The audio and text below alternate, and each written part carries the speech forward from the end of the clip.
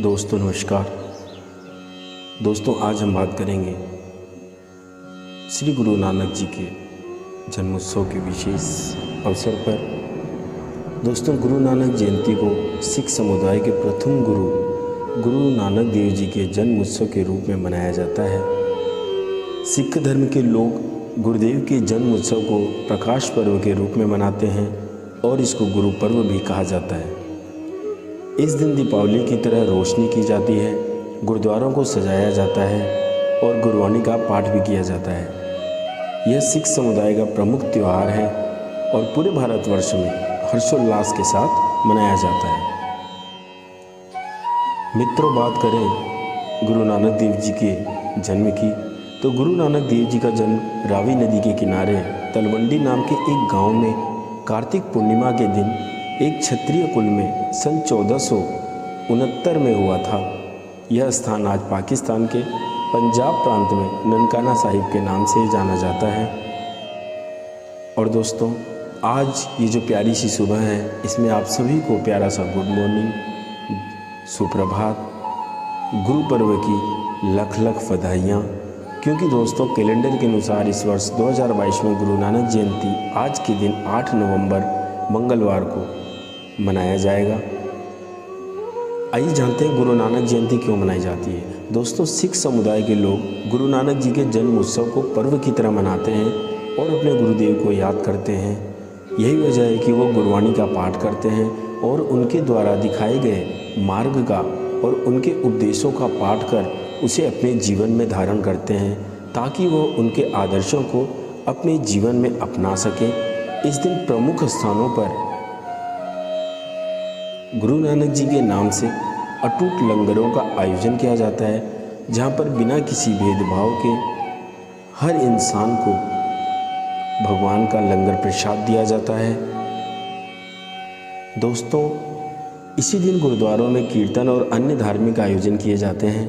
सिख धर्म के लोग भारी संख्या में इन आयोजनों में शामिल होते हैं और सच्चे मन और भाव से गुरु नानक जी का ध्यान कर उनका आशीर्वाद पाते हैं। गुरु नानक जी का जो जीवन था वो एक आदर्श जीवन था।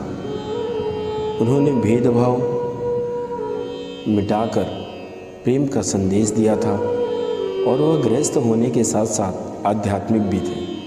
उन्होंने बहुत सी रूढ़िवादिता और कुसंस्कारों का बहिष्कार किया तथा एक ओंकार अर्थात सबका पिता वही है।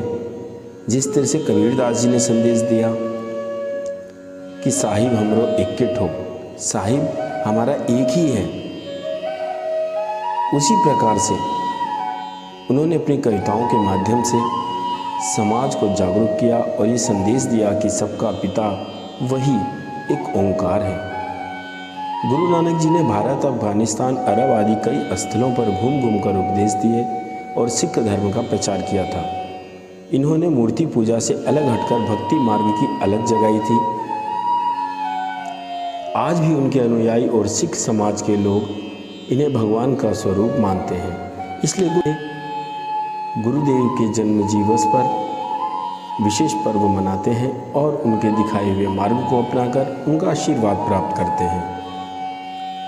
दोस्तों गुरु नानक जी का मन बचपन से ही आध्यात्म से जुड़ा हुआ था और सांसारिक कार्यों में उनकी रुचि बहुत कम थी। वहीं इनका विवाह 16 वर्ष की उम्र में हो गया था और 2 पुत्रों को जन्म के बाद उन्होंने अपना घर छोड़ दिया था। इसके बाद वह अपने 4 मित्रों के साथ तीर्थ यात्रा पर निकल पड़े। इन्होंने बहुत सी यात्राएं की और इन यात्राओं में लोगों को सच्चाई, प्रेम तथा सद्भावना का उपदेश दिया था। गुरु नानक जी ने मानवता की सेवा के लिए बहुत बड़े बड़े काम किए, बहुत सी धर्मशालाएँ बनवाई तथा करतारपुर नाम की एक नगरी भी बसाई जो वर्तमान में पाकिस्तान में है। जीवन के अंतिम समय में इन्होंने अपने शिष्य भाई लहना सिंह को अपना उत्तराधिकारी घोषित कर दिया था।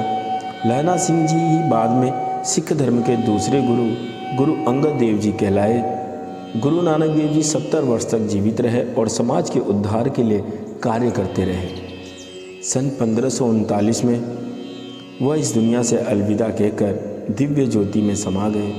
उनके जाने के बाद गुरु अंगद देव जी ने उनके चलाए हुए सभी कार्यों को आगे बढ़ाया, सिख धर्म का प्रचार किया और समाज के उत्थान के लिए भी उन्होंने कार्य किए।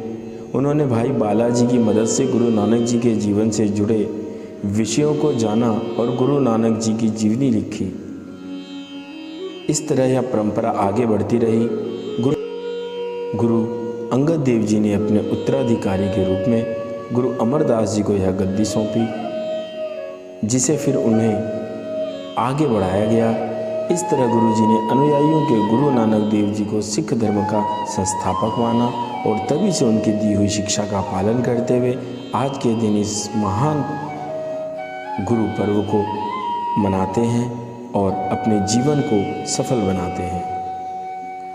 दोस्तों, आइए आज हम जानेंगे गुरु नानक जी के 5 ऐसे जीवन के प्रसंग जिन्हें जानकर आपको एक दिव्य अनुभूति होगी, उस परमात्मा के होने का एहसास होगा। ऐसा लगेगा जैसे किसी सच्चे सद्गुरु के साथ आपका जीवन बीत रहा है। गुरु नानक देव जी का जीवन साधारण नहीं था। उन्होंने मानव जाति के लिए बहुत से कार्य किए, उन्हें उपदेश देने के लिए बहुत से आश्चर्यजनक चमत्कार किए, जिस कारण वह पूजनीय हो गए थे। आइए आज हम ऐसे ही 5 प्रेरणादायक प्रसंगों के विषय में आपको बताते हैं। नंबर 1, गुरुदेव जी का मक्का मदीना वाली यात्रा। एक समय गुरु नानक देव जी अपने दोनों अनुयायियों भाई मर्दाना और भाई बाला के साथ मक्का मदीना पहुँचे थे। वह काफ़ी थक चुके थे, इसलिए वहाँ एक मुसाफिर खाने में जाकर आराम करने लगे। तभी वहाँ पर काम करने वाला एक सेवक आ पहुँचा।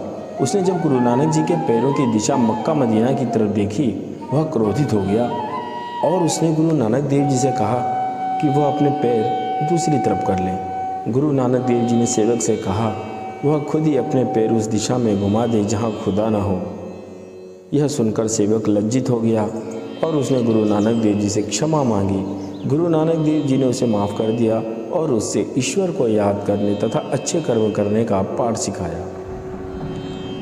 गुरु नानक देव का जनेऊ संस्कार। एक समय गुरु नानक देव जी के पिता ने उनको जनेऊ धारण करवाने के लिए पंडित जी को बुलवाया। गुरु नानक देव जी को इस संस्कार में विश्वास नहीं था। उन्होंने जनेऊ धारण करने से इनकार कर दिया।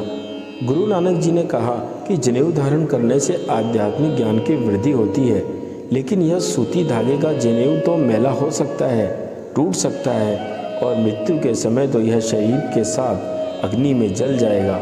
जनेऊ तो ऐसा होना चाहिए जो न जल सके, न मैला हो और न टूट सके। जनेऊ तो ऐसा हो जो हमारी आत्मा को बांध सके।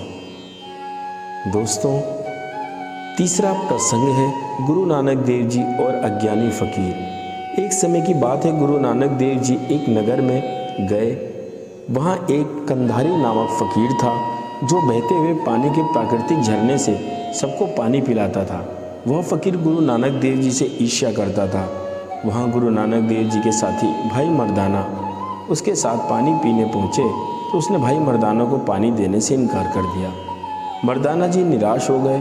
उन्होंने यह बात वापस जाकर नानक जी को बताई। नानक जी ने ईश्वर को याद किया, सत्य नाम का उच्चारण किया, वहाँ से एक पत्थर उठाया। तभी उस स्थान से एक जल की धार बह निकली और फकीर झरना सूख गया। तभी उस स्थान से एक जल की धारा बह निकली और फकीर का जो झरना था वो स्थान सूख गया। यह देखकर फकीर और भी क्रोधित हो गया। उसने पहाड़ से एक चट्टान को गुरु जी की तरफ धकेल दिया। उसने सोचा कि इस चट्टान के नीचे दबकर गुरु नानक जी की मृत्यु हो जाएगी, पर ऐसा नहीं हुआ। चट्टान को आते देख गुरु जी ने जैसे ही अपना हाथ उठाया तो वह चट्टान वहीं पर रुक गई। फकीर का अभिमान चकनाचूर हो गया और वह गुरु जी के चरणों में गिर गया। तब गुरु जी ने उसे सबके साथ मिल बांट कर रहने का पाठ सिखाया। दोस्तों, आइए चौथा प्रसंग सुनते हैं, गुरु नानक देव जी और पूर्वजों को अर्घ्य देना।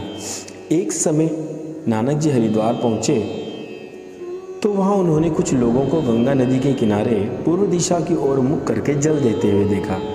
नानक जी इसके विपरीत पश्चिम दिशा की ओर जल चढ़ाने लगे।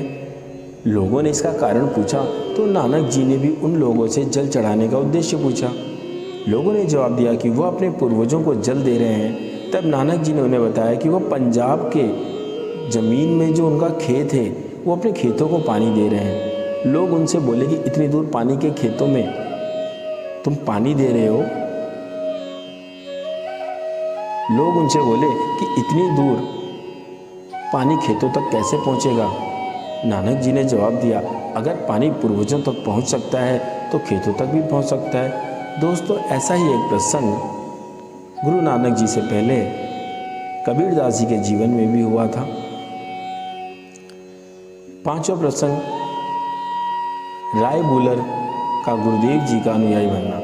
एक समय की बात है, गुरु नानक देव जी अपनी कुछ भैंसों को चराने ले गए। वहाँ वे एक पेड़ के नीचे सो गए। धीरे धीरे सूर्य की गर्मी बढ़ने लगी और उनके मुख पर सूर्य की तेज रोशनी पड़ने लगी। तभी एक बड़ा नाग वहाँ पर आया और उसने अपने फन को फैलाकर गुरु जी के ऊपर छाया कर दी। राय बुलर, जो उस जगह का एक अधिकारी था, वहाँ से गुजर रहा था और उसने यह देखा तो आश्चर्यचकित हो गया। उसे समझ आ गया कि गुरु जी कोई साधारण मनुष्य नहीं है। राय बुलर गुरु जी के चरणों में गिर पड़ा और उनका शिष्य बन गया। तो दोस्तों, ये थे गुरु नानक देव जी के जीवन के कुछ 5 प्रसंग जो हम आपके लिए लेकर आए। गुरु नानक जी ने अपने सभी उपदेशों में केवल मानव कल्याण के कार्य बताए, उसी की शिक्षाएं दी, जिसमें सुमिरन, मेहनत करना, बांट कर खाना इत्यादि सारी चीज़ें शामिल होती हैं। तो दोस्तों, यह थी गुरु नानक जयंती से जुड़ी महत्वपूर्ण जानकारी। उम्मीद है ये जानकारी आपको पसंद आई होगी और इसी प्रकार की धार्मिक और आध्यात्मिक इन्फॉर्मेटिव वीडियोस देखने के लिए आप हमारे चैनल को प्लीज़ ज़रूर सब्सक्राइब करें, ताकि हम अपनी ज़िंदगी के कुछ पल आप लोगों के माध्यम से उस परमात्मा की चर्चा करते हुए सफल कर सकें, उनके बताए हुए मार्ग पर चलने की कोशिश कर सकें। शायद भगवान और महापुरुषों की जीवन गाथाओं को गाते गाते, उनके नाम की चर्चाएं करते करते, क्या पता उनकी सुराही की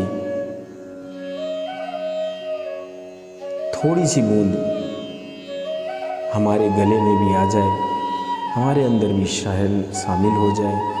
तो दोस्तों, जल्द मिलते हैं अगली वीडियो में। तब तक के लिए अपना ख्याल रखें। ओम साईं राम।